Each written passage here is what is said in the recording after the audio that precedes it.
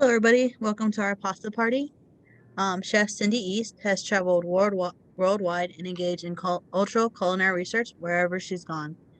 After retiring from the U.S. Air Force, she went to culinary school, training in everything from baking and pastry to world cuisine.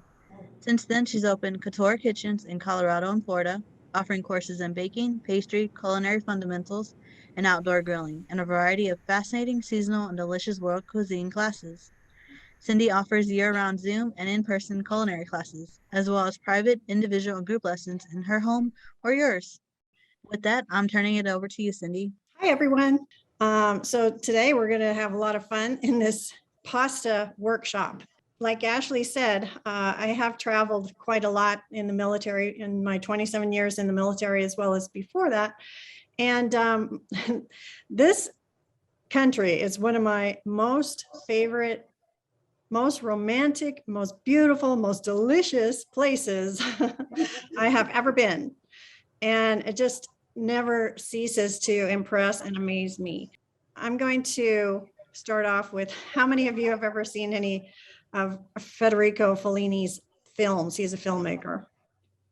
Kind of strange, but he has a lot of good quotes.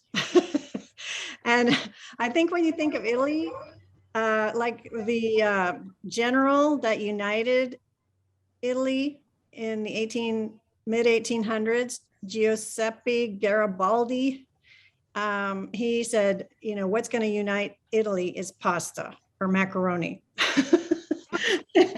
Because before that, did you know we're older than Italy as far as being a United States? Italy became united in 1860, I think it's 67. And so this is a picture of one of the places we went. It's incredible. It's just every place is like picture postcard. But Federico Fellini is famous for saying life is a combination of magic and pasta, which again, when you think of pasta, it takes you back probably to your childhood, because one of my favorite foods growing up, it was comfort food, was macaroni and cheese. I mean, I think all kids like macaroni and cheese. So it's definitely kind of something that was not necessarily invented. We'll never know necessarily who invented pasta, but the Italians have definitely perfected it. So today, I'm going to start you off with a little bit of, like, if you haven't been there, this is a little bit of a snippet of a trip that my husband and I went on. And thank God we did in 2018.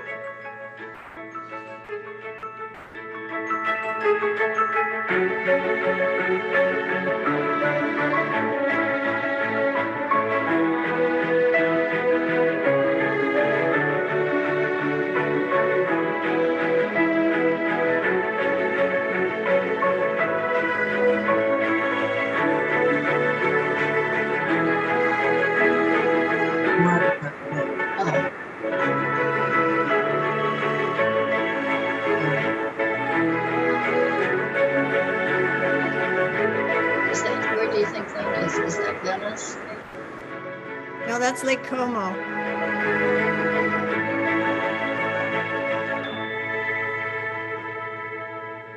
That was beautiful. Great job. Did you go to Tuscany, Cindy? Oh yeah, that was Sienna. We rented a villa for a week in Tuscany, but I didn't recognize any of the pictures there. Yeah, we went through Tuscany and up to the Cinque Terre, that tower. That means five. Cinque means five. Terre means lands. So, oops. So anyways, that was kind of a little bit of an appetizer. Oh, this is cute. This is an actual town that is a walled city. It's called Cittadella. This is up in the Veneto area, west of Venice, and kind of near the Valdobbiadene Prosecco Trail. Well, I guess they're standing behind. And yeah. I thought you were dressed in an outfit. That's my husband and I. And Darling. that was a fabulous trip. So today, whenever I get a class going on to a different country, I think it's really important to just kind of get you in the mood by speaking a little bit of the language, because, you know, when you can say something in Italian, first of all, you sound really cool.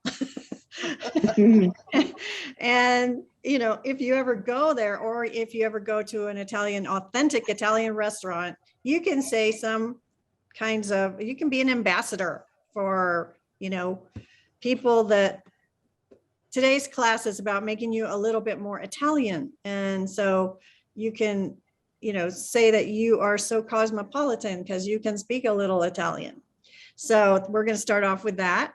And then because Italian cuisine is so regional, we're going to look at what the regions are, and then the other characteristics that make up Italian cuisine, what it's characterized by. And then pasta. There's so many different types of pasta, like, you know, hundreds and hundreds, probably thousands. And then sauces and fillings and today's recipes. So how many of you are going to be cooking along with me and making pasta today? Raise your hand. Excellent. And for those of you who are just watching, I hope you guys will try this on your own. But of course, you can email me if you have any questions. Cindy at Cindy's Couture Kitchen. Couture is how you spell couture. And Cindy is how you spell my name. So Cindy at Cindy's Couture Kitchen.com. So again, back to Federico. Again, language, very important because it gives you a different view, a different experience of life. So today we're going to start off by saying ciao. Ciao. Now, most of you are women, so we're going to say ciao bella. Beautiful. Ciao bella.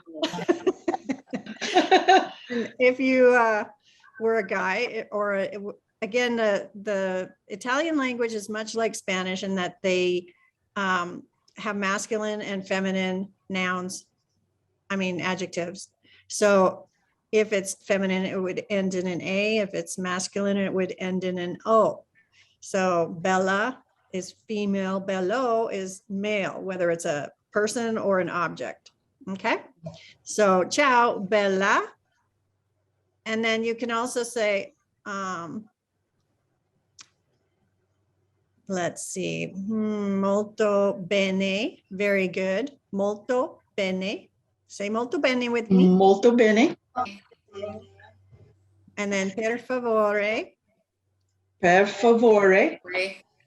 you know, saying please and thank you is just good manners. Just to Yeah. so everywhere, if you go to a different country, obviously you should you know, memorize these ones. Per favore, grazie, Grazie.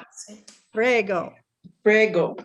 And if you want to throw in a little certo, they'll really be impressed.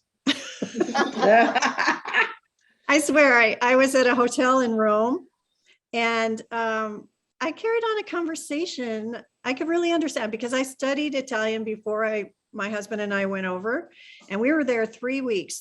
And we flew from Orlando to Rome, or no, we flew from Colorado, Denver, I think, from, I don't remember, but anyways, we flew to Rome.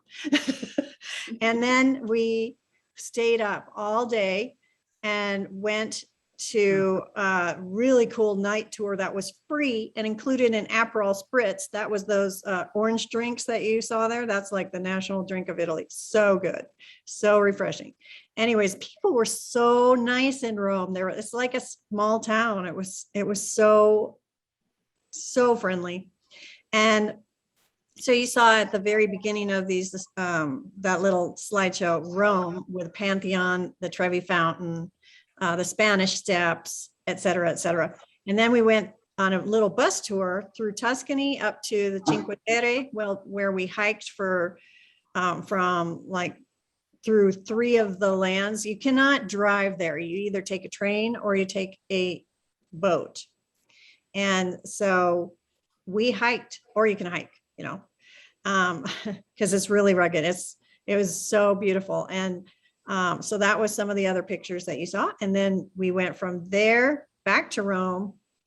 And then we went on a cruise that was from Rome through the Amalfi Coast, through Sicily, through around the Boot, and then over to Montenegro, Croatia, and we got off in Venice. And then from Venice, we took a 1-week driving trip. And that's when we went from Venice to the lake areas, Lake Garda, Lake Como, gorgeous, gorgeous. You know, that's where, you know, we're up by the Swiss Alps.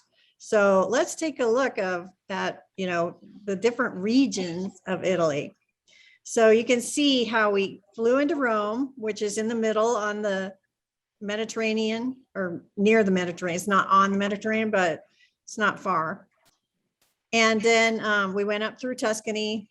Liguria is where the Cinque Terre is, north of Tuscany. And then we went back to Rome, all the way around through that little Straits of Messina, and then around the Boot, and then to Croatia, Montenegro, Croatia, and then got off in Venice. And then we drove through to Vicenza, because I wore out my shoes in the Cinque Terre hiking. So I needed some really nice tennis shoes because the other ones gave me blisters. Mm-hmm. And so I went to the Army base, US Army base in Vicenza, and got some new tennis shoes. My girlfriend was stationed there. And then we went over to the Lombardy area where Lake Como, Lake Garda, and then we went back to the Veneto area and Cittadella. That was that little picture of my husband and I in our little Renaissance outfits. So, and then we flew home. It was so sad, but boy, did we have a lot of booty. I had to buy another suitcase. So anyway, the food, Emilia Romagna is really one of the major foodie meccas of this country, but every area has their own different pasta or types of pasta. In the north, you're going to have more egg pasta, more stick to your ribs food than you do in the south, which doesn't have eggs because it was a poorer area. So they mostly make pasta from just flour and water. And the type of flour is different. The region in Sicily used to feed the Roman legions because they produced the best wheat. But you know, wheat became more affordable for the masses in like the 1800s. And so you have different levels or degrees of the flour being milled. And so it does make a difference when you look at the flour of what type of flour you're using as far as what type of pasta it's going to produce. So some of the cuisines you see at the top, that drink there, the orange drink, that's an Aperol Spritz, which is very native to the Northern Veneto and all across. Now it's like the national drink, but you can go and look through here and see all the different, like gelato from Sicily is amazing, or they have a lot of lemon sorbet. Same with the Amalfi Coast, lemons the size of, basically your head. They're huge, amazing. And basil in Genoa, which is Liguria. You can see the basil in the mortar and pestle there. What is that's north of the basil? That little thing that looks like rocks. What are those? Gnocchi? Nope. No. Truffles. Truffles. Ah. Oh, yes. So Piedmonte is that region where the truffles, they're known for their truffles as well as, lots of other things. But again, Italy's cuisine is so regional because before they were united as one country, every region, had its own specialty. And like in the north, they have risotto because that's kind of a stick to your ribs kind of food. In the south, they have a lot of simple tomatoes. Tomatoes took off like when they were brought over from the New World in like the early 1600s. So thank God we have margarita pizza and tomato sauce and all that. So because they grow really well in the south. So you got all these different terroirs. Anybody know what terroir means? Something to do with the land? The land, the climate, the amount of sunshine, the mountains, if they're close to the ocean, or they have microclimates as well as macroclimates. So all of that influences the terroir, the soil, all of that. And so, they have their own unique products that are protected and guarantee the quality of that product, which we don't do here in the US.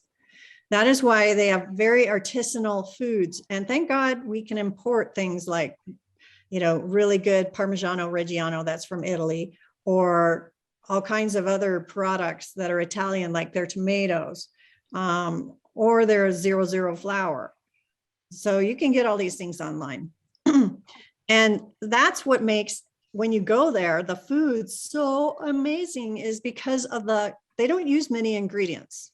Mm-hmm. I mean, most Italian dishes have between 4 and 8 ingredients.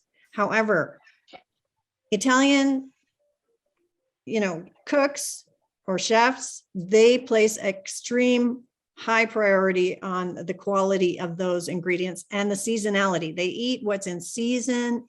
Unlike here, we just, if you see it at the supermarket, you just buy it. But it doesn't mean that it came from the US or that it's in season. So half the things that you buy at the supermarket, they don't have any flavor because of that. But in Italy, I tell you, it's incredible. It's like, whoa, slap my face, because I felt like that pizza it was like, I never had such good pizza. Mm-hmm. But pizza, you have it all the time over here, but it's just not the same. And the other things, it's just incredible, the quality and the difference that it makes when they're fresh, they're seasonal, they're super high quality. Any questions on the features of Italian cuisine? Okay, so Italian cuisine is characterized by, pasta. So how many of you recognize some of these different ones and their names? There's hundreds and hundreds and hundreds, but anybody recognize any of these? Linguine, elbow shaped, bow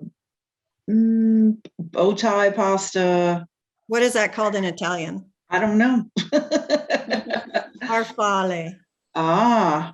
It means butterfly. Okay. And I'm going to Yes. show you how to make those today. So what about some of the long ones with ridges?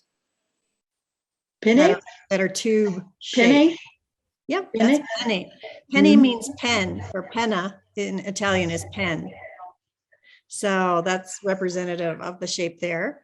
How about Shell shape? the one below the farfalle, the green farfalle? What's that? Elbow? Yeah, macaroni, right? Mhm. And what about the one to the on the top upper right? Anybody recognize that? Top upper right? Right. Oh, you know what? My Zoom is in the way. I Let's know, see. I know. Let's see. Oh, I don't know. So Cannelloni? yeah, good job. Okay. Good job. It's pretty large. And so it's cannelloni because it doesn't have ridges. Oh, okay. Manicotti has ridges. So again, that's, some of the differences, but again, there's so many different shapes that Mhm. we could go on and on, but there's categories too. So there's small pasta, like you can see some of the ones that like there's stellini, which means stars. They're tiny, teeny stars that they would disappear if you're putting them in some sort of casserole. So they're best like in soup. So a lot of these tiny ones, they go really well in soup. Mhm. Some of the more structured, heartier ones that are thicker, like penne. Penne goes good in casseroles or ragouts or something like that. And they have ridges to catch the sauce. And so the Italians are very specific on, what pasta goes with what sauce. And that's very, very important to Italians, but thank God we don't have to stick to those rules. So we break them all the time over here. Question. What's the one, the second one from the left next to the spinach one? The round? I think those are like orecchiette. It You know what orecchiette is? Little They're ears. concave. They're Mm. sort of like orecchiette. I think that's what they Mhm. are, but orecchiette means little ears. Oh, okay. So you make those, they're handmade Mhm. pasta versus tube shaped, which are extruded using dies, which are bronze, metal plate things that you push the pasta through and it extrudes these different shapes. So like the wagon wheels right there, those are extruded.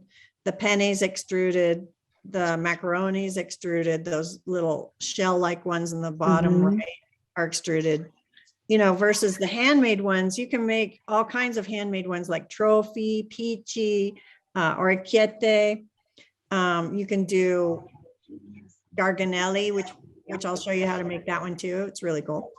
And lots of other ones you can just make by hand, like even tagliatelle. If you don't have, we're going to talk about equipment in a minute, but you don't necessarily have to have, like before all these KitchenAid attachments existed, pasta grannies were making, the pasta nonas rather, were making this thing for centuries. So you don't have to have all of that. And then there's, of course, the stuffed. What are some examples of stuffed pastas? Ravioli, Manicotti. gnocchi, Gnocchi. yes. That is really It's not stuffed? No? It's more of a type of dough. Oh, okay. Yeah, I had a class on gnocchi where it's made from you can make it from potatoes, sweet potatoes. Mhm. You can make it from all kinds of stuff, but it's more like a potato that you boil. It's made into a dough and then, anyway, different class. Yeah. It seems more complicated, huh? Not really. It's really simple, Okay. actually, but it's really fun too.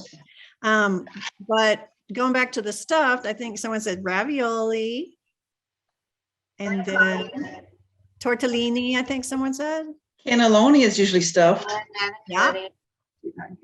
What's that? She's not here. Agnolotti. Anybody ever heard of agnolotti? All right. Well, we'll take a look at those. So ribbon cut. Again, these are kind of lumped into the spaghetti category. but there's a lot of variations, and they pair well with like things like pesto, tomato sauces, or butter sauces, wine sauces. So that's the kind of thing. And then like the big ones, the big fat ones, pappardelle, you can, because they are a little bit thicker and have, you know, they have a bit more robustness to them. You could pair those with meat sauces as well. So these are some of the stuffed pastas, and we're going to be making both of those ribbon and also stuffed. Not all of these, but a few. So any questions on these? And the agnolotti really is, we're not going to make them look like that, but you know, there's all kinds of ways you can make like ravioli. That's a very small ravioli. And then you can make a raviolo, which is a huge one, a single one. Okay, so sauces and fillings. How many of you have made pesto before? I've never made it, but my husband has, and I love it. Isn't it? Oh, it's the Mhm. best thing. Again, depending on the quality of the ingredients that you get some really good Parmigiano Reggiano, and then really good fresh basil, and also pine nuts add this creaminess.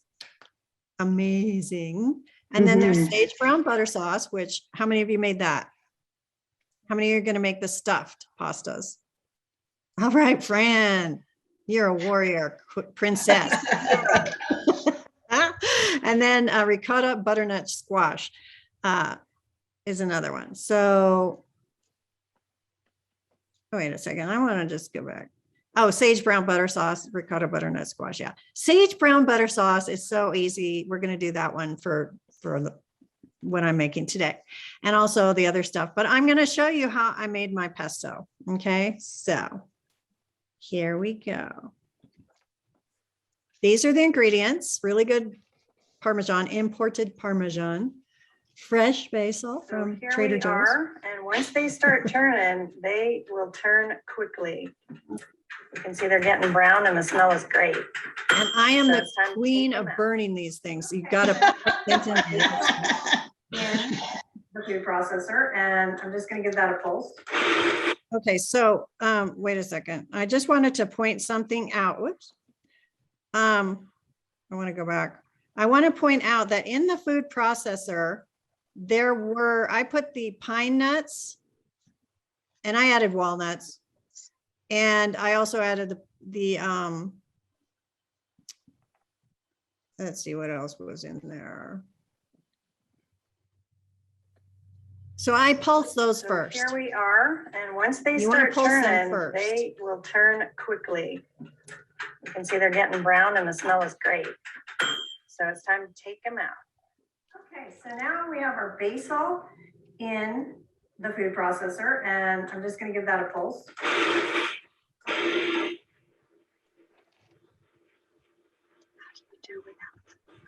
And I'm going to add the salt and pepper. Already made.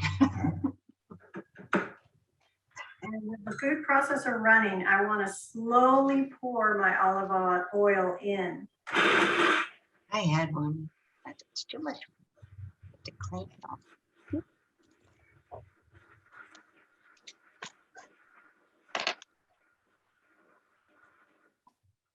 And that basically I use an a immersion. very homogeneous color.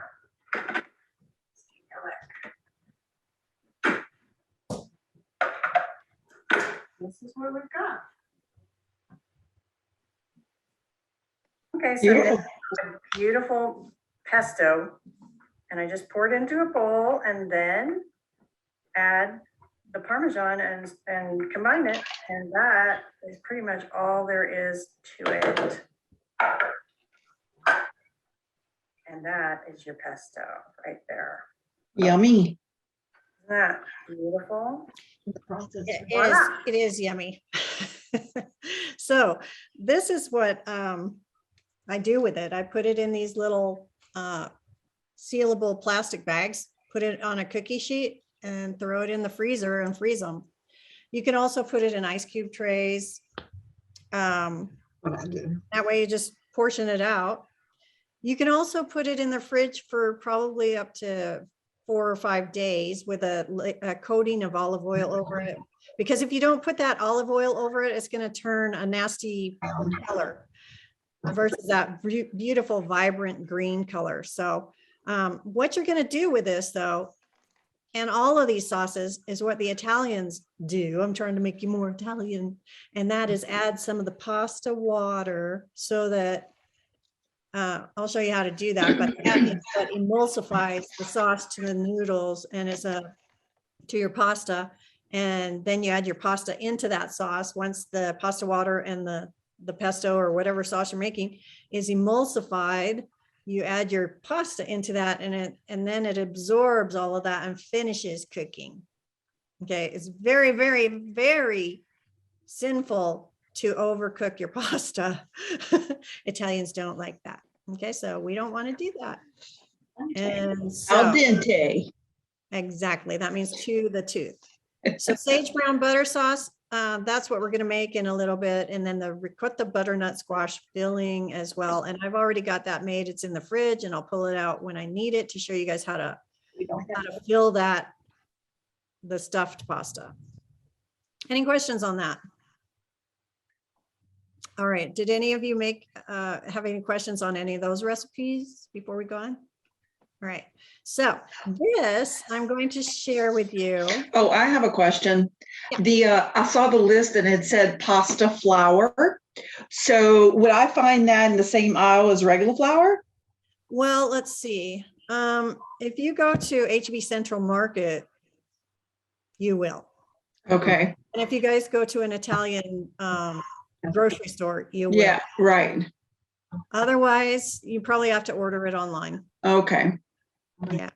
Which as far as the flour, I have this 00 flour. Now, it's just a much finer milling, and it's just super fine. And the next one would be like corn flour consistency, the next one down.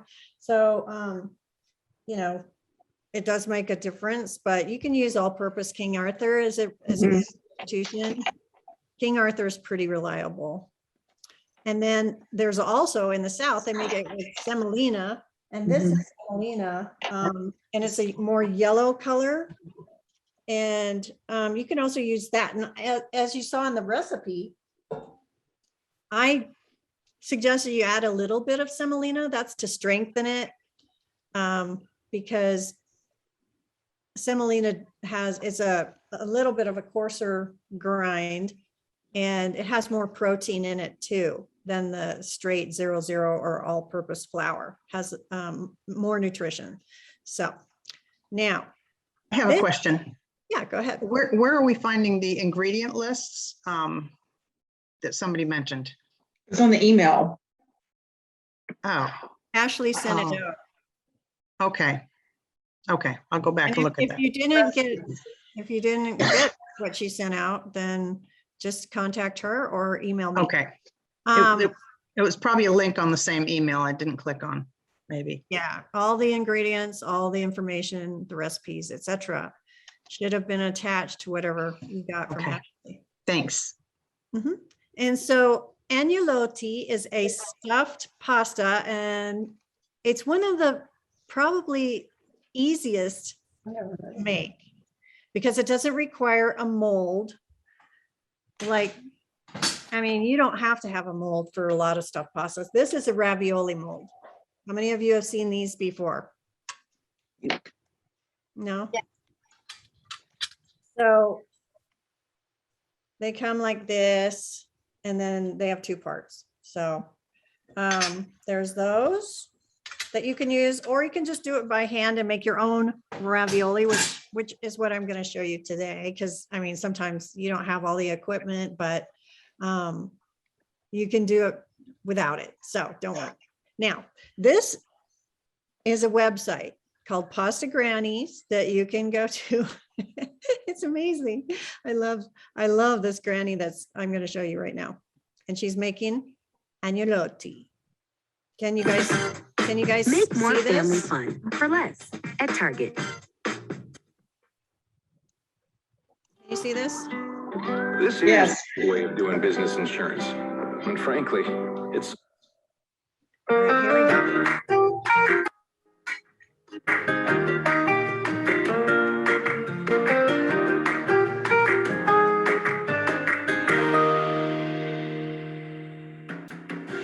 Mi chiamo Ida e sto Ida. preparando la pasta Ida. per fare gli agnolotti. Qui c'è ripieno, ci sono le uova per la pasta, qui c'è il I'm formaggio. not that old, thank you. No, when you're a granny. Buono, ripieno per fare gli agnolotti. Ida is 93 years old and makes pasta every day for her family and friends. Agnolotti del Plin are typical of Piedmonte and northern Italy. Ida makes a dough using 400 grams of 00 flour with 4 eggs. She kneads it until it is smooth and then leaves it to rest for 30 minutes. The filling is a It's like clay. I did that. rabbit. Traditionally, it was the leftovers from the previous day's roast. It also includes spinach. Other cooks sometimes use cabbage, and Ida fries this with garlic. Ida sautés the meat in butter with rosemary and garlic. Once browned, she adds water and white wine.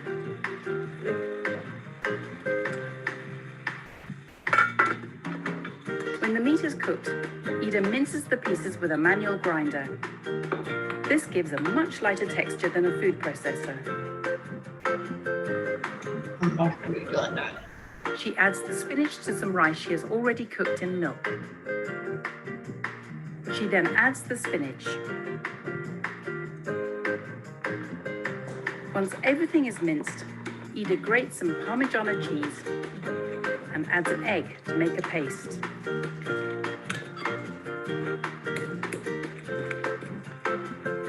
Nowadays, Ida uses a pasta machine to roll out the dough to the thinnest setting.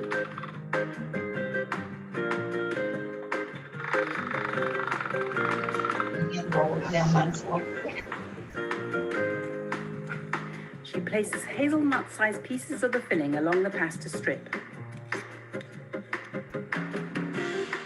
She folds the pasta over and cuts along the long edge to create a kind of rope. Ida squeezes the pasta between the pockets to create little ridges. Plin means pinch in the local dialect. Yes. She rolls a pastry cutter firmly through the pasta to create the folds typical of this version of agnolotti. It's important to cut close to the filling to make neat parcels. Ida repeats this process until all the meat mixture is used.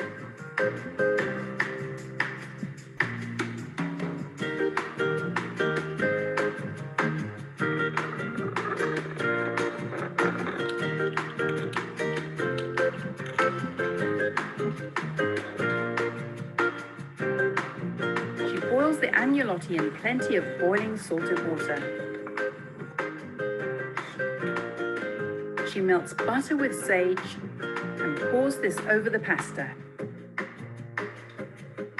Ida finishes the dish with more grated Parmigiano. Buon appetito! Il piatto agnolotti con la farfalle è pronto. Click on the subscribe button for regular helpings of Pasta Grannies. There you go. Pasta Grannies, your next hot channel to subscribe to, right? Part of that. All right, so those are agnolotti. And again, what she served it with was a sage brown butter sauce. So you saw basically all of the above on how to make that.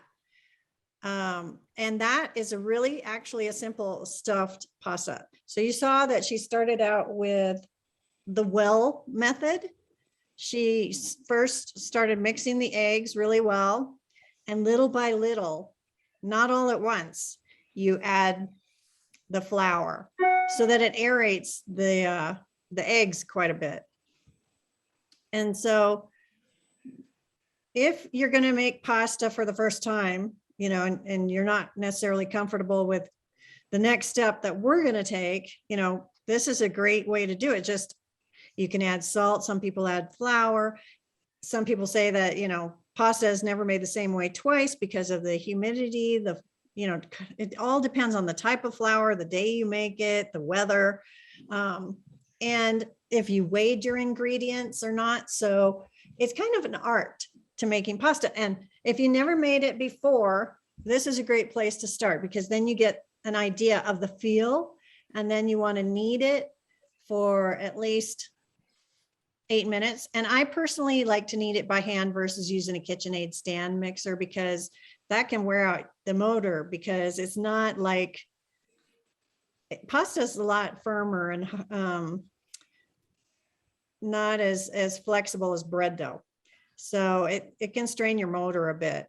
So I personally like to knead it, and that's where you take out your aggressions and, become a friend with how the dough feels. And it is a nice experience to actually, it does make a really beautiful pasta dough. So this is the fontana, or meaning well in Italian. Fontana means well. So in our class today, I'm going to take you a little bit beyond that. And so again, this is a pasta party. It's all about adventure. And we're going to make colored pasta. And I took a workshop in Seattle when I went home to visit my relatives. Seattle is an amazing, very cosmopolitan place where I grew up. It was a great city. I don't know if it's as great now, but anyway, it is got so much to offer as far as diversity and food choices galore. And so I took this great workshop there, which was about creating colored pasta. So what do you think you could make these different colors out of? Spinach, butternut squash. So the green would be for the spinach, or you could do any green leafy vegetable, right? Right. I made mine out of parsley. Oh, okay. And you could also make it, if you wanted a mint lighter green, you can make it out of peas. Carrots. Carrots, you could use carrots, or I used turmeric for the yellow, whole root turmeric peeled. Beets. I use gloves. Make sure you use gloves for the beets and the turmeric. So the beets would be for kind of pink. Now or red, depending. You could also use a superfood called dragon fruit for pink. It's powdered and it's very healthy. So a lot of these things that go into these different pastas that we're making today and you're learning about are very good for you. So it came about that a woman in Seattle, she wrote a book, and she started making colored pasta to get her son to eat vegetables. And this book is called Pasta Pretty Please by Linda Nicholson. And so that's kind of the inspiration for the class that I took. And you can make all kinds of interesting. How many of you have taken my cookie decorating classes? So it's kind of like that with Play-Doh made of pasta. So you can do all kinds of fun things with this too. So what about the black? What's that made out of? I'm guessing maybe truffles or mushrooms. Oh, it is made out of activated charcoal. And you can get these at the health food store, or in the pharmacy part of a grocery store.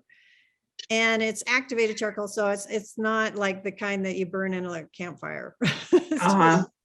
It sort of is healthy because there's no in the amount that is in these recipes, there's no reaction if you take other medication or that kind of thing. So it's really to pull any impurities from your body. And also the orange. What about the orange? What's that?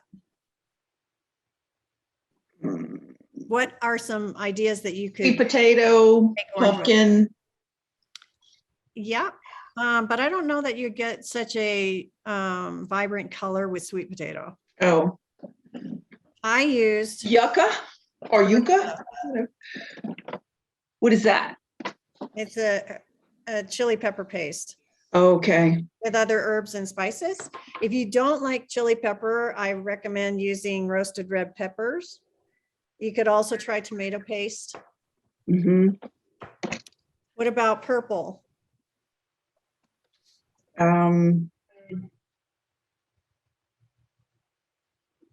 Now, Like This is that- all in the recipes, by the way. Purple onion? that would be black. Both patches red. That'd be black. So the recipe Turnip. that was emailed to you guys has beets and blueberries. Ah, And you'll have to just play with it to see what proportions you like. And in terms of the intensities, vibrancy, et cetera. So when you make these, you know,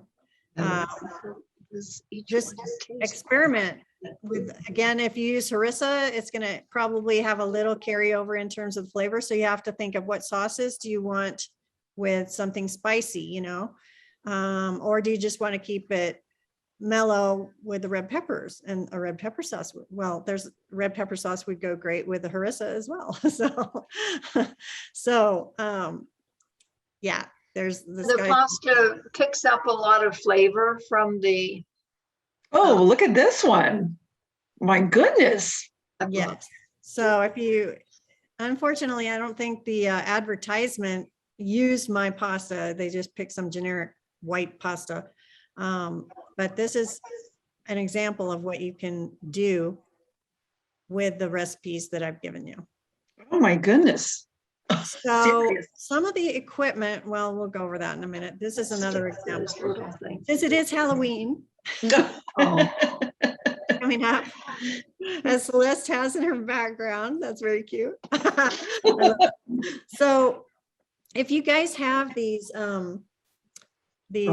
plunger cutters that I used in the cookie decorating class, a lot of these things you can get inspiration from, you know, cake decorating. You can do the same things with pasta.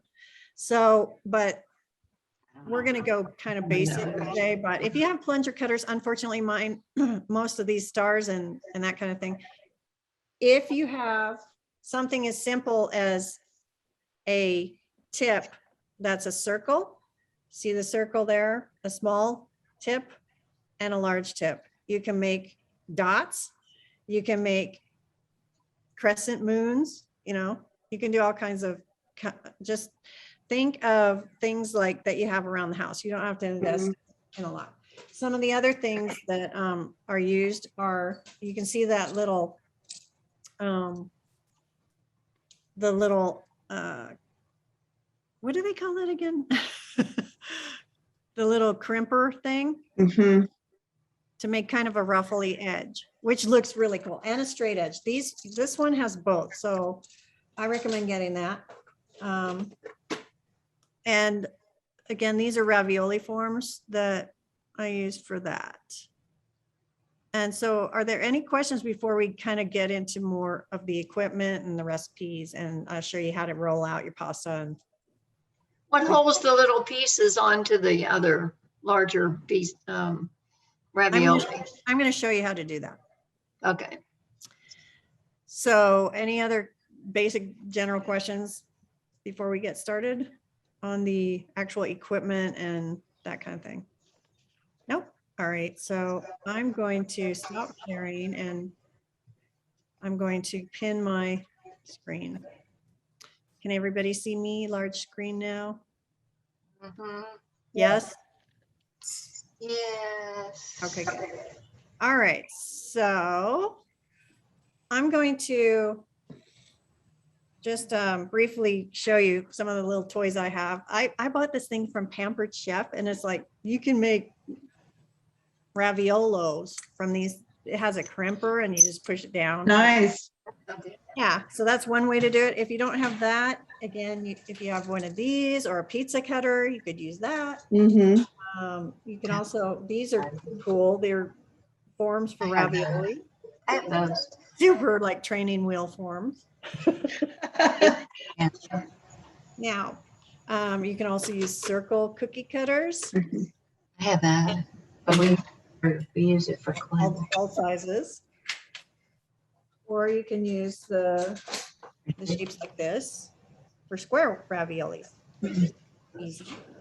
And you also probably want to have a pastry brush or a paint, food paintbrush, so that you can attach the little plunger cutter designs if you're choosing to do that route, because you'll need to adhere them with just a very, very tiny amount of water, but there's an easier way to do it. So I'll show you that in a minute. And then you can invest in things like these, which this is made in Italy. This is a tagliatelle or fettuccine ribbon pasta cutter. So that's an example of ribbon cut, how you do that. But you don't have to buy that because that's a big investment. Mm-hmm. And then you can also invest in things like, I can get it up here to show you, things like pasta dryers. This is a pasta dryer. So like if you do the ribbon cut, you just hang them over this if you want them to dry. But there's another way that you can do as well. That again, you don't have to invest in that kind of thing, but it does make it easy. And so How else do they dry them besides what you just showed? I'll show you. Okay. Second. So KitchenAid makes an attachment. It's got the spaghetti, the tagliatelle, and the sheets like for lasagna, or just, a sheet for ravioli, whatever. So this is another view of that. Spaghetti, tagliatelle, and then just the flat sheet right there. So you can also buy a hand cranked, which is what I recommend, but you don't have to invest in that either. You could also just use what's called one of these inventions. And most everybody has that, right? Yeah.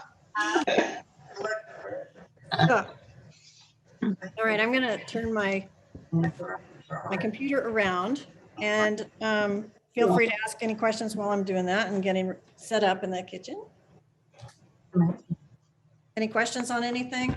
Or did I do a fabulous job and you just know it all? What is your, I guess, favorite pasta, whether that's to eat and enjoy or to make? All of them that taste really good. I don't discriminate as long as they're, again, if they have really good ingredients in them, it doesn't matter if they're dried or they're fresh. I mean, if they're authentic from Italy and it's dried, I'm okay with Right. that. Have you, like the first time you started making your own pasta, I mean, is it fail proof or can it fail? Well, there's certain, things that you want to troubleshoot and, ways you can do that I'll talk about. Because one of the problems could be if you're using what's called the hand cranked or the KitchenAid, you don't want your pasta dough to get stuck and make a gummy mess. And then it, it's stuck in these things and you can't get it out.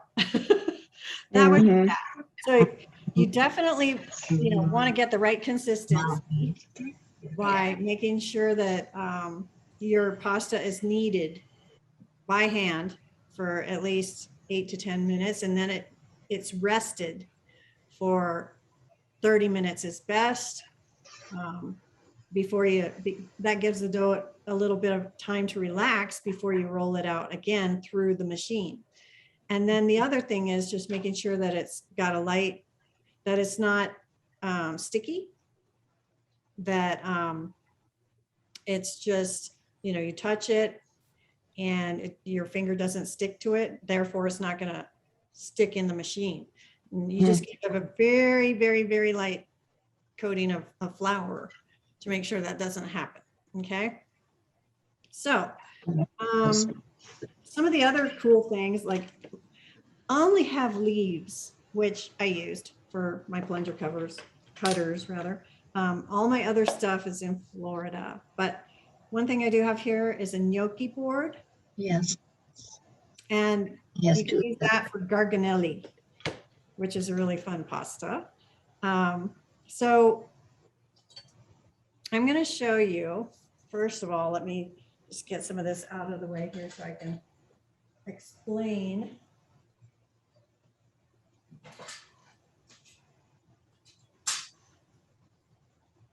All right, so I have rolled out and made some colors already, but just FYI, if you're just, you know, starting this, say you've kneaded it, let it rest, and the other thing that's very important is that you cover it in plastic wrap when you're not using it. So all of my colors, this is made out of parsley. This is made out of the harissa. So you can see how pretty the colors are right there. And this one is the charcoal black. And this is the. It's going in the trash can. Is it? So any questions on the colors? I don't know what colors you made, but it really doesn't matter so much. Yes. What did you say? Nothing. Mine turned out more variegated than solid like yours. Oh, the dough? Yeah, That means probably you didn't knead it long enough. probably. So you just need to knead it longer, and that affects also the quality of the taste of it as well. So it's very important that you knead it long enough. Do you refrigerate it if you're not using it right away? Do you refrigerate it in the plastic wrap? It's okay at room temperature for a couple hours after you make it. But you can make this ahead of time. Like if you're planning a dinner in a couple days, you can let it stay in the fridge for up to 3 days. If you're not going to use it in that amount of time, then I would put it in the freezer. So you can freeze this dough too, and just pull it out and use it when you want to. But it could affect the color a little bit as well. So, but you can freeze your pasta dough. But what I like to do is, you know, if you are making the stuffed pasta, you can freeze that and just plunge it in the boiling salted water when you're ready for dinner, you know. So just like the stuff you buy at the grocery refrigerated aisle, you can make it yourself, and it's a lot better tasting and it's healthier. So so getting back to what we've got here, I'm going to show you how to actually roll it out. So I'm just going to take, you want to start with a smaller is better when you're just starting out. Okay. So I'm just going to take half of this and then cover the rest up that I'm not using. You always want to make sure that it's covered back up, or else it will dry out and turn to, you know, cement because it's flour and water and eggs. These are eggs. So, all right. So mine's sealed back up. I'm going to set that aside for now. And I'm just going to take a little bit of flour right here and lightly sprinkle it around. And so this feels so nice. So when you're kneading your dough, you always want to push it forward with the palm of your hand and turn it about, you know, 15 or what is that? 20, 180 divided by 4. You know, just turn it towards you so that you always are turning it. Okay, this is already kneaded, so it's okay, but I'm just getting it, showing you guys. And then when you're ready to roll it, you want to flatten it out. And this machine, you want to have it on the widest setting possible so that, you know, you don't want to have it on like 7, which is really thin when you're putting it through and it's this fat. So you want to have it on the widest setting possible. All right. And you just want to hold it and feed it through and then catch it with your hand. And so this is the first pass, right? And you can see that the dough is really nice and supple. That seemed easy.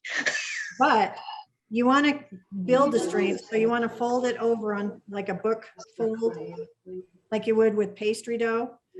And I feed it through this way so that the air goes out like that. You don't want air pockets in it, okay?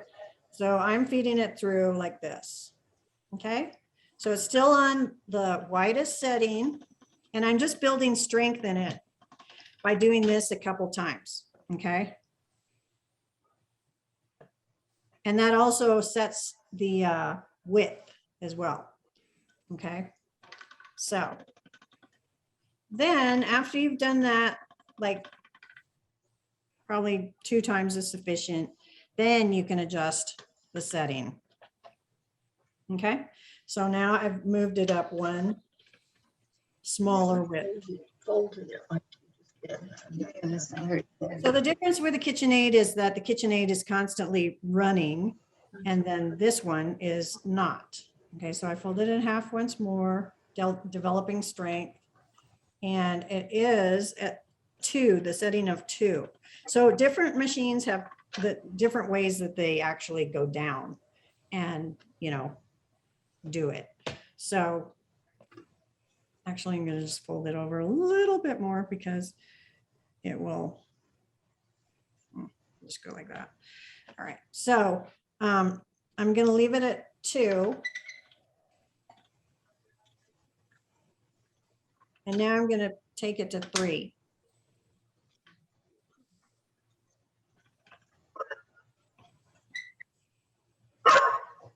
Okay, so I'm just continuing all the way to about probably 6. Okay, and if it gets too long, you can cut it in half. And, you know, so it's more manageable for you to feed it. Oh, look at all those things. Okay. So you want to get it fairly thin though. So, and if it gets a little bit sticky, you can just, again, put more flour on it so it doesn't stick in the machine. You just put it on your fingers. And I think I'm going to cut this so it's a little bit more manageable. So I'm going to use my little pizza cutter and cut it in half. And that way it's just a lot more easier for me to handle it. Right, so I'm going to make sure it's floured and not sticky. Because the thinner you roll it, you know, the more the moisture comes out. Any questions so far? Okay, I'm at 6.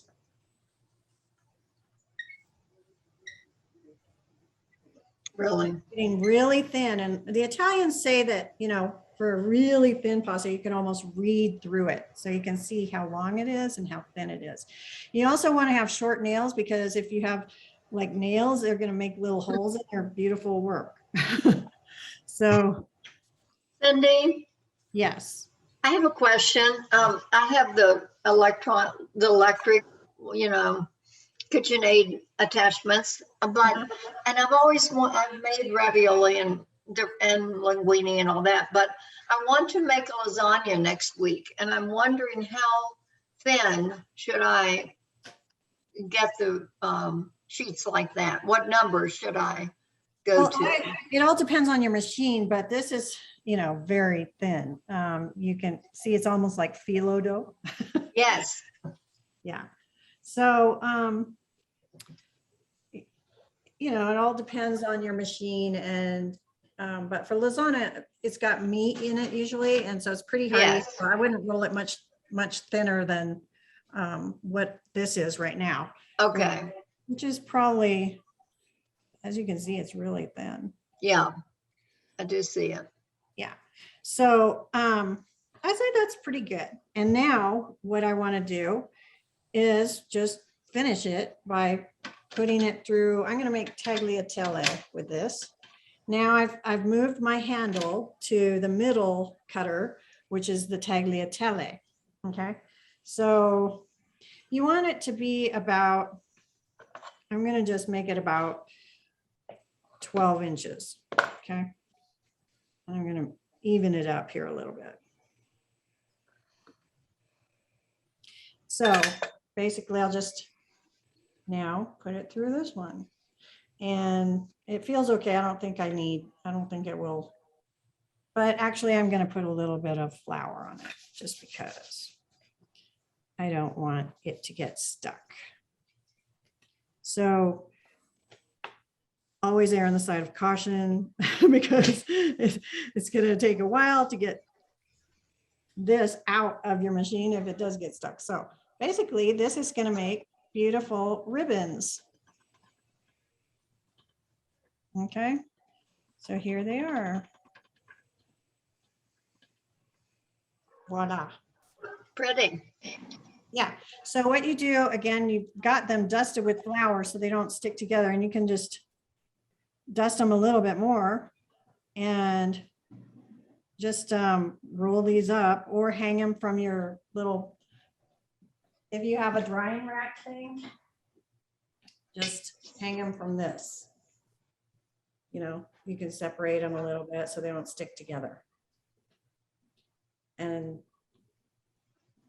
then when you're ready, you can let these rest so they dry out probably for about 15-20 minutes at least.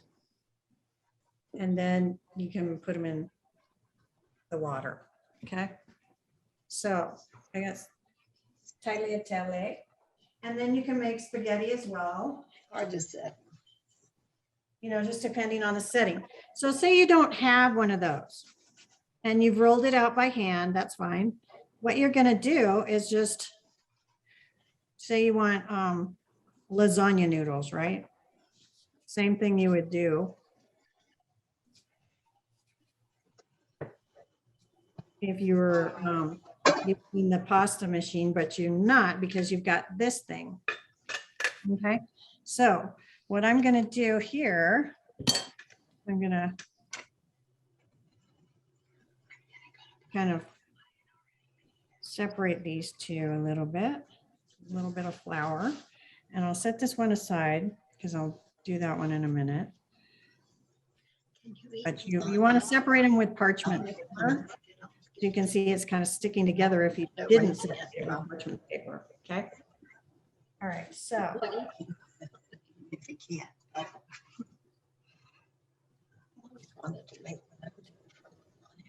all right. So now what you're going to do, if you don't have a pasta machine like this and you rolled it by hand, which it just takes a little bit extra muscle power and a little bit more patience, but you're just going to go like this and roll it up. And like you can make pappardelle, which is the thicker cuts, and then you just cut it like this. Actually, I'm going to make it with this cut to show you how cool that looks. And you can make it any width that you want, you know, making them even. This is going to be like a pappardelle, wider cut. Okay. And then when you unroll these things, probably could have used a little bit more flour because they're sticking. So, you know, use more flour when you roll it up, and then you just separate it. And then you've got pappardelle noodles. So you don't have to have a pasta machine. See? It's hard to find. And then you know, they don't have to be perfect either, because you know, life is not perfect and pasta shouldn't have to be perfect, nor should you. What device would fit that mold? So, you know, like I said, these are different ways that you can make different shapes. So now I want to show you a different one that's called Garganelli. Like say you have some scraps left over. What you're going to do if you want to make Garganelli, it helps to have a textured surface because you could use a sushi mat, you could use the gnocchi board, but you want to have something with some texture that you can roll. And you also want to have one of these little dowels. And so for Garganelli, it's you want to cut your pasta into squares, like pretty equal-sided squares of about maybe 1.5 inches by 1.5 inches. Okay, and Have room for all their things. and then you're going to take that square and using that dowel, I'll show you what we're going to do. So I'm just going to set these aside to dry.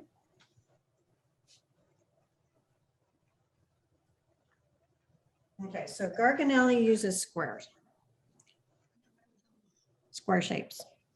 And these, you don't want to get rid of your scraps either. I'll show you what you want to do with your scraps in a second.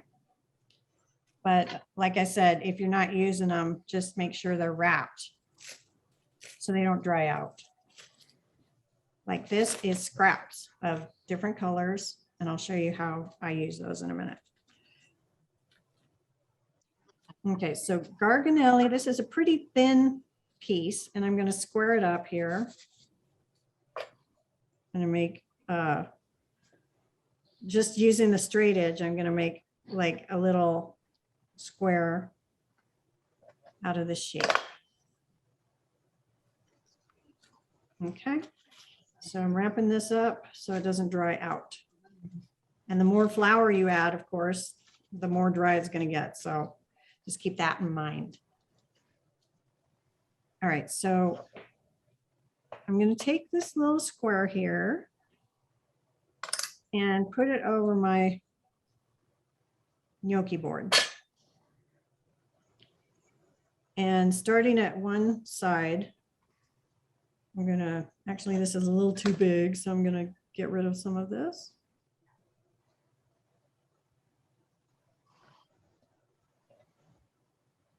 And it's kind of like penny, this shape is a little bit like penny. So starting in this corner here, I'm going to take my little square and roll it over this little dowel and make the shapes like this. Can you see that? Yeah, yes. That's Pretty neat. simple. And then you just take it off and put it on that rack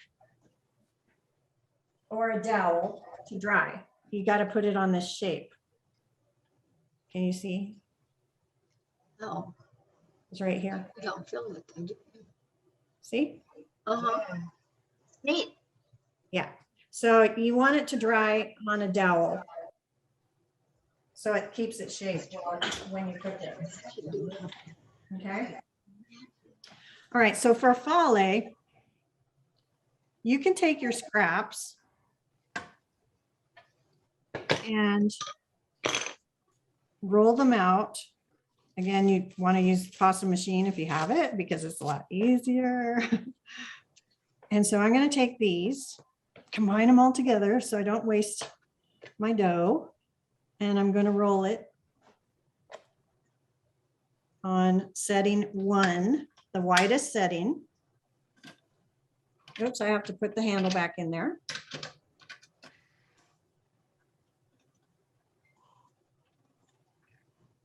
And then I'm going to fold it and roll it through again.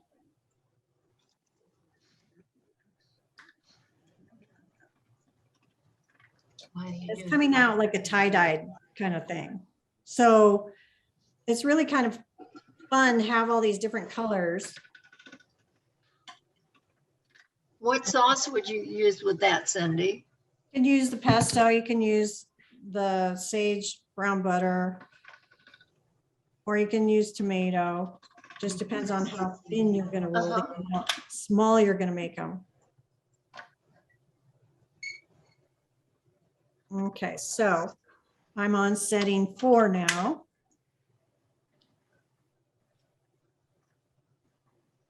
And it's getting thinner and thinner. And it's got, you know, kind of a cool color tie-dyed on this side and this side. So you want to look and see, well, which color do I like better? So I'm gonna do another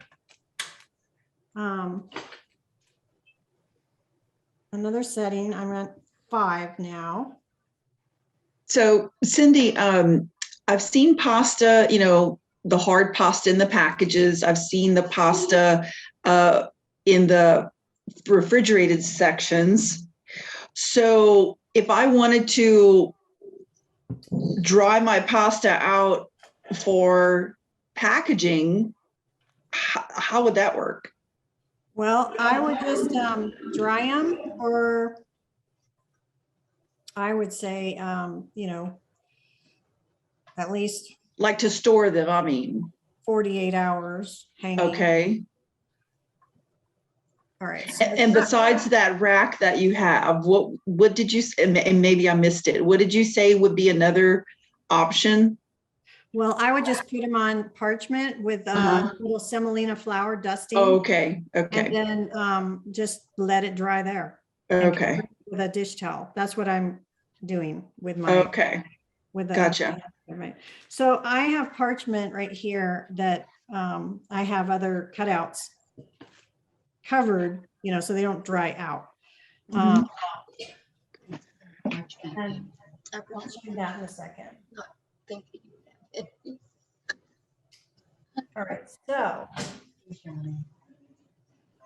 I've got my pasta here rolled out, and I'm going to make farfalle. So again, you want to, I'm going to make really nice scalloped edges. So I'm cutting No, sides off. no, lie down. Lie down. Okay, so I've got these really pretty scalloped edges going on here. And so I've got my sheet of pasta like right there that I'm going to work with. All right. And I'm going to wrap again the stuff I'm not using. And if you have chickens, give it to them if you can't figure out how to use it. They'll eat it, or your dog. All right, so over here. Really? Okay, everybody can see this, right? Everybody's paying attention and listening to me, right?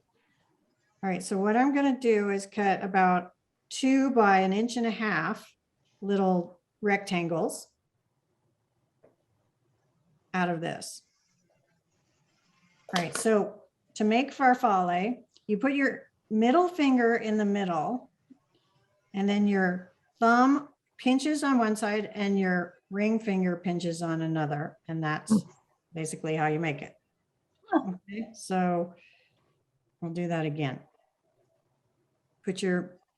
Or you can put your index finger in there, and your thumb pinches forward and your middle finger pinches back. Okay, so that's another one. And then you just have to let these dry on, again, parchment that is sprinkled with semolina. Okay. And that's it.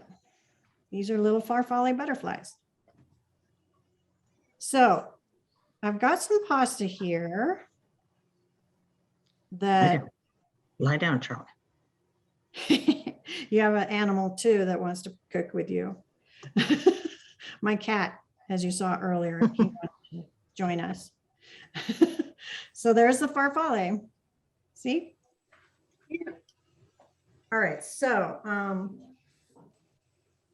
going to show you some of the other ideas that you can use. This is if you want to make, like I had the leaf cutouts. this is the black pasta, and I figured the leaves would look good, pretty good on the black. And I just use these plunger cutters to cut out the leaves, and you can use different shapes, whatever you want, and adhered them with a brush and a little bit of water. But another way to do it is just by using a damp paper towel rather, and putting it over this. And then you want to make sure that you dust it with a little flour before you put it through the machine. But before you put it through the machine, you want to run the whole thing over with a rolling pin. Now this has been sitting out, and you can see what happens when it sits out. It gets cracked. All right. But this is just to show you guys ideas of what you can do. Okay. So, I mean, I could use this for pappardelle. I could use it for ravioli or raviolo. You know, I would just maybe scallop the edges here, get rid of the dry stuff. And then I would put it through the machine again. But it's been sitting out for like an hour and a half because I did this before class started. So that's what happens when you don't cover it too, airtight, because I did wrap it with a plastic wrap. Well, not plastic wrap, just a paper dish towel. And you can see that it cracked. So it's no longer supple, but when you wrap it with plastic wrap, it stays. So now I'm going to run it through the machine and we'll see if it works, but I think this pasta is a little too dry. But the idea is you get this pattern adhered onto this pattern. Okay. And it's going to stretch a little bit every time you push it through the rollers. So it is going to turn out a little bigger than what it was originally. Okay, so, again, you have to do it right away, but it's like a fabric. It makes a new fabric pattern.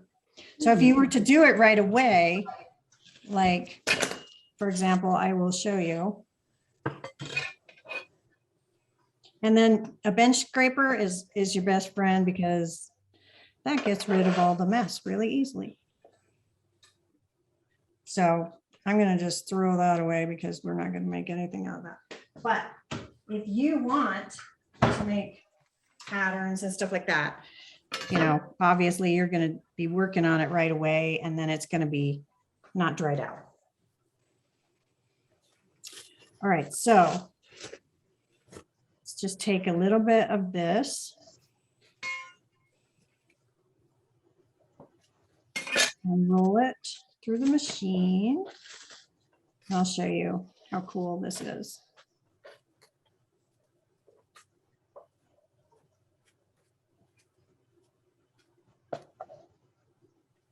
All right, so I'm flattening it a little bit. And then I'm putting it through the rollers. This is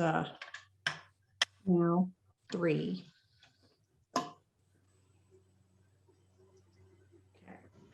So I'm going to make some cool stripes. And then I'm going to overlay that on the orange. And the picture that I showed you had flowers, those were cutouts, right? Plunger cutters. Right. So you can also do stripes, you can do dots, you can do all kinds of things. So I've got my, and I'm not going to roll it any thinner than this because it was on about midway. So I'm going to set this right here, and then I'm going to roll a different color. And they're going to become one pattern.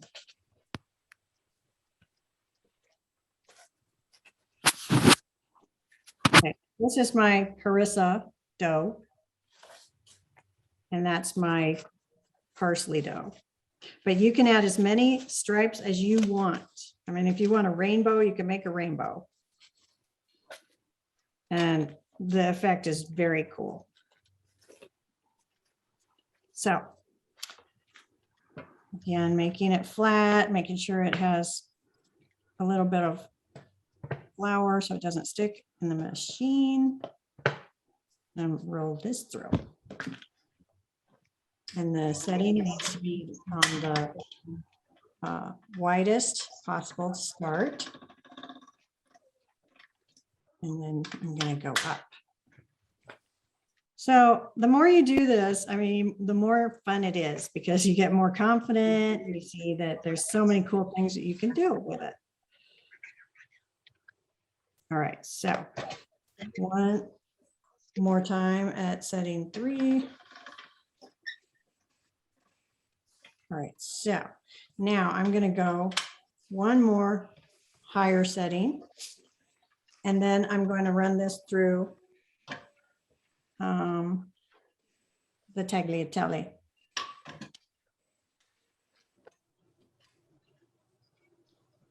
And just a little bit more flour so it doesn't stick. All right, should be good. Here we go.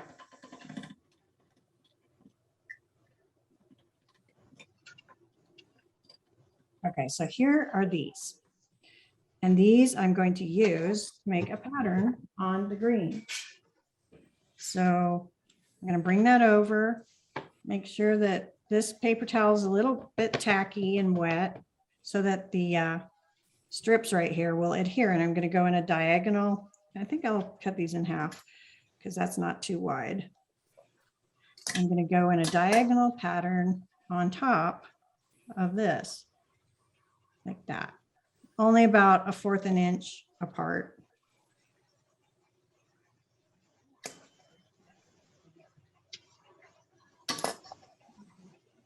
So this is, again, the way that ravioli was made, is using stripes and then plunger cutters. So you can see it's not that hard, right? Any questions on this? Yes, no? You're entranced.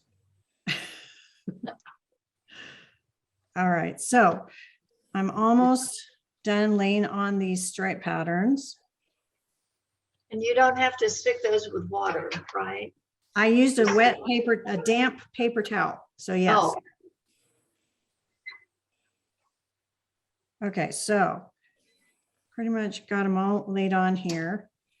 I'll do one more. All right, so I'm going to cut this off and this off and these off. Okay, so I've got this. What's left is pretty easy to fit through the machine in a fairly rectangular form. Okay, easy peasy, right? So these scraps, again, I showed you what you can do with those. Now, you want to go over this with your rolling pin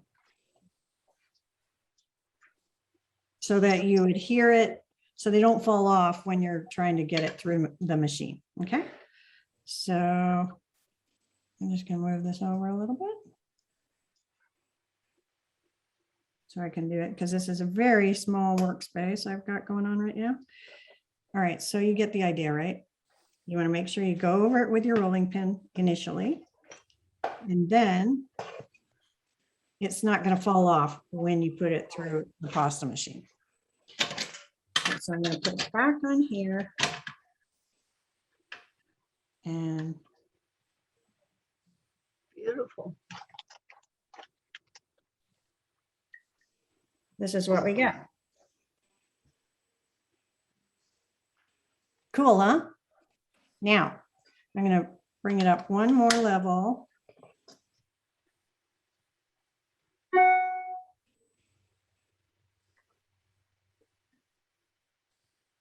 And then out of this, see that? I'm going to make our ravioli or raviolo.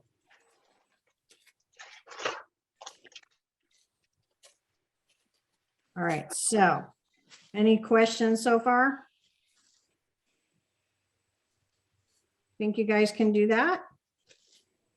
Now you could just make, you know, cool striped tagliatelle or spaghetti or whatever out of this, make it candy cane shape.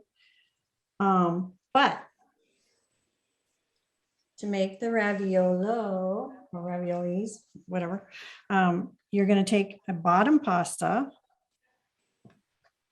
And then I'm going to get my filling out of the refrigerator.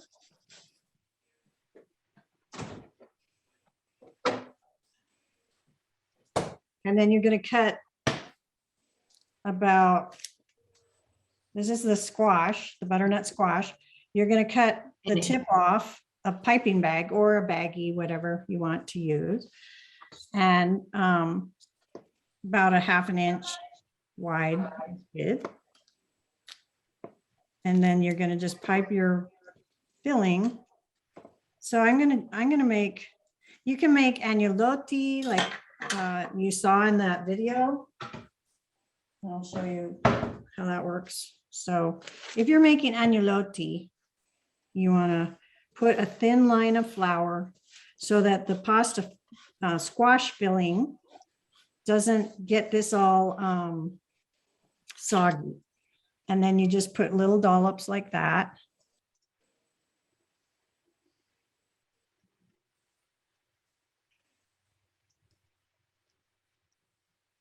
Okay, that's good. Did you? And then you just fold it over. I need to buy some new stuff.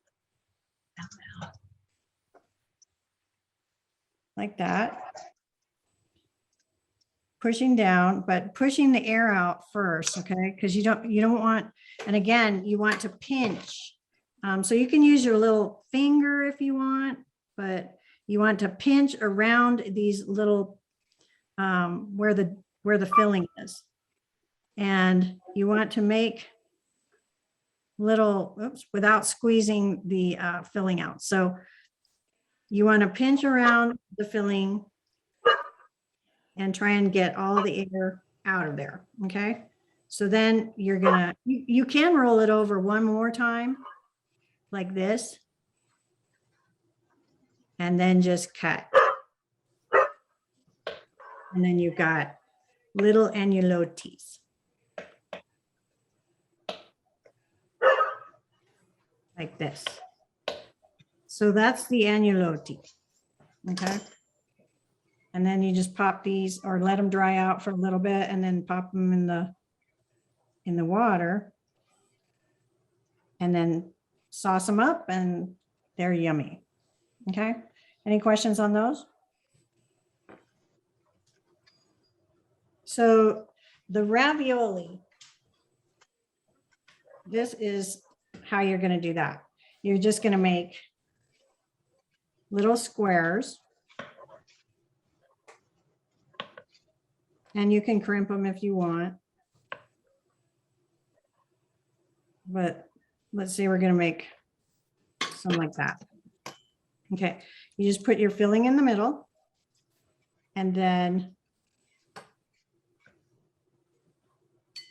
put a square that's about the same size over the other square. Make sure that you put water on the edges so that it seals it, okay?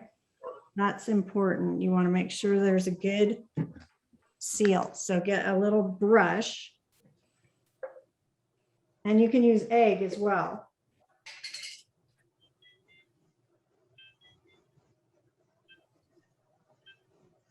So I'm just going to run the brush around the edges up to the filling so that the top dough piece has something to adhere to. Okay. And then you want to make sure that all the air is out around this pocket. Okay. So I've got one sheet and you just put it over it. And you can use your hands to, again, seal it. And then you can, if you have a cookie cutter, or again, a crimper, a pasta ravioli cutter is even better. You know, if you have one of those, then all you do is you push it down around that. Like I'm going to use mine. And that's it. And then you just take the dough away as it's still around the raviolo. Okay. And there you have your little pasta shape. And if it didn't cut it out all the way, just use your little pizza cutter and finish it. Any questions? Beautiful. So there it is. Pretty. And then you've got your green on the other side. So you can make all kinds of things out of this. You can do all kinds of patterns, you know, the sky's the limit. Any questions on anything so far? Yes, no? All right. Well, let's see.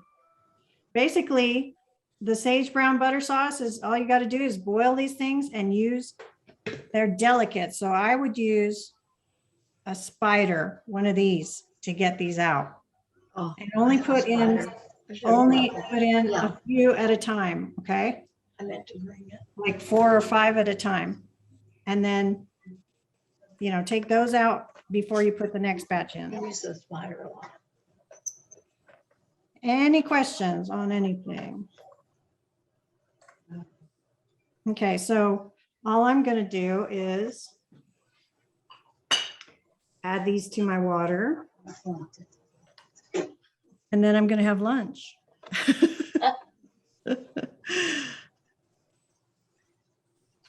So, How long would it take to make enough for a dinner for 8? It would be a day's work, right? well, it just depends how good you are in doing it, you know, because, you know, if you're quick, it depends what kind of pasta you're making too. I'm just showing you all kinds. If you're just focusing on one kind, it's not that hard. Like the agnolotti goes pretty fast. You can make a lot of those.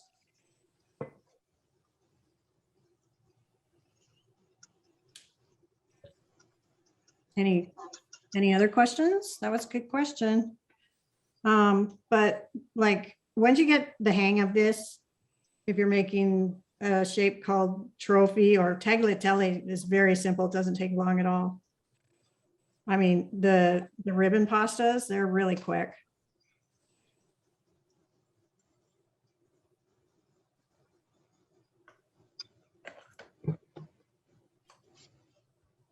Okay, any other questions before I throw these in the pot? And again, you want to have really salted water because fresh pasta doesn't stay in the water but like 3 minutes. And unlike dried pasta, right?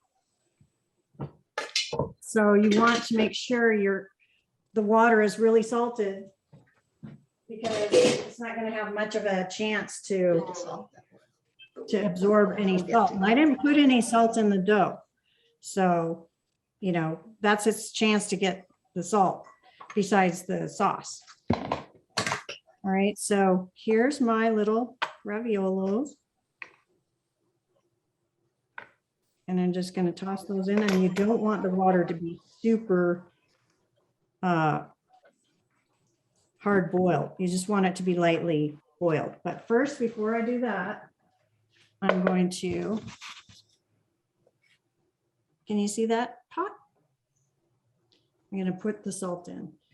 And the other thing is that if you want to use the starchy water, you probably want to put some semolina in there. If you haven't, you know, been boiling a lot of pasta in there. So the semolina makes it starchier. And you want that to add to the sauce to make it bind. Okay. So here it goes. I'm going to just put these in. And they're gonna probably be done in like 2 to 3 minutes, and they'll float. They're already floating, if you can see that. So I've got my brown butter. I'm adding the sage and just a teeny weeny bit of nutmeg to my brown butter sauce. And that's really all you do for the brown butter sauce. See? And that's done. Brown butter, burnt noisette, you know, it's delicious with you.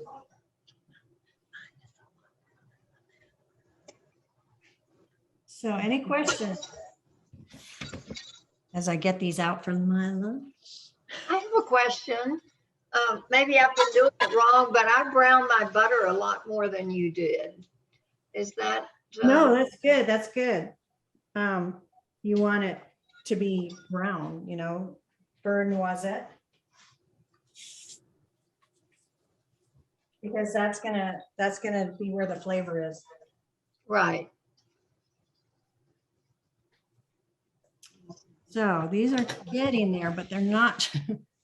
They're taking their little time. That's okay. They're floating. You can kind of see that.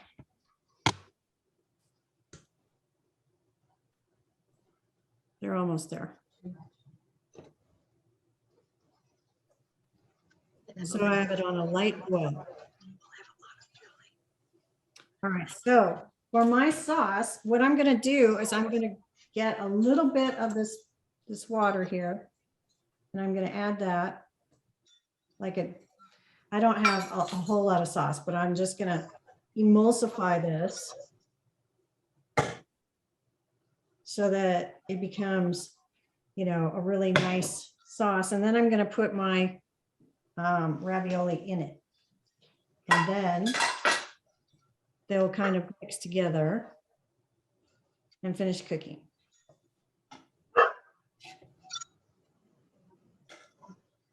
So that is basically the sauce. And then the other thing you want to do is top it with some Parmesan Reggiano,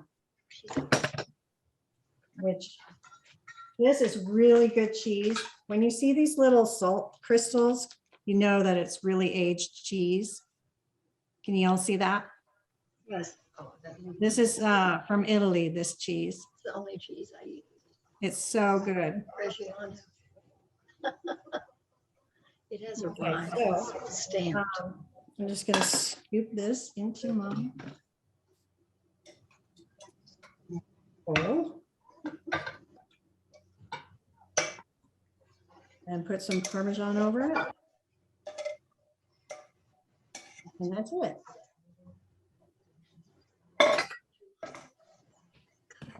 Okay. Any questions?